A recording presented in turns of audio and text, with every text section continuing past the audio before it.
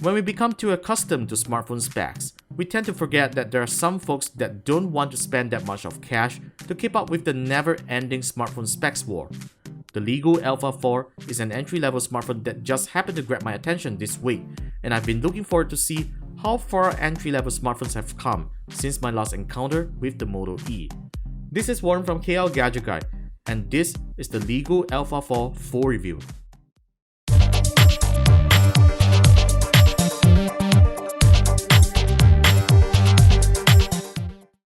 It's been a while since I've seen such a compact form factor. The Alpha 4 is Lego's latest entry-level offering, and what attracts me is the high-profile design of the phone. The phone features a two-tone color design, and our review unit comes with a gold color trim across its frame. Its build is rather solid as an entry-level device, no doubt it is made of plastic. The phone feels a little heavy, which is actually a good thing as it gives some assurance of holding it on hand. Lego has also been rather considerate to place the micro USB port and a headphone jack on top of the phone.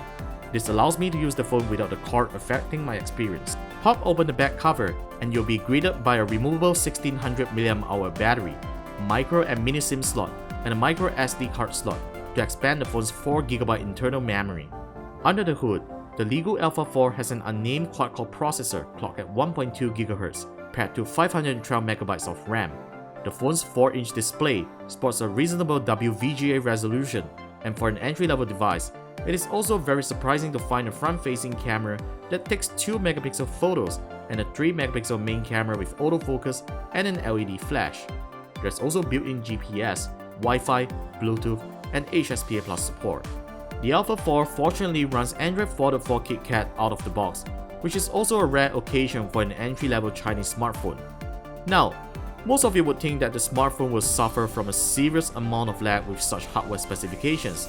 Lego has thankfully slimmed down the entire software of the phone with very minimal amount of bloat. Even Android's default ringtones were removed to save up storage. Hence, the phone still works decently even when running memory-intensive applications such as Facebook and Waze. You certainly cannot expect a snappy performance out of this spec sheet. I was thankful that the phone did not suffer any sudden app crashes during my usage. Overall, I'm surprised by the software reliability of the Alpha 4. It's not perfect, but it will certainly do well in most use cases. Let's be reminded once again that this is an entry-level smartphone, so despite of its decent camera setup for its class, they aren't really usable for social media uploads, unless you don't really mind washed-out colors and greasy pictures like oil paintings. Lego also isn't kidding when it says that its main camera is capable of taking 1080p videos at 30 frames per second. This is definitely the first of its kind for a 3MP sensor, but don't have your expectations high, because you might as well end up kidding yourself for believing its capabilities. Benchmark scores of the Alpha 4 puts it up against Snapdragon 200 devices. The phone does get a little warm under heavy load, and if you are thinking of running some games on the phone, try not to be too hard on it because this is just a 200 ringgit smartphone.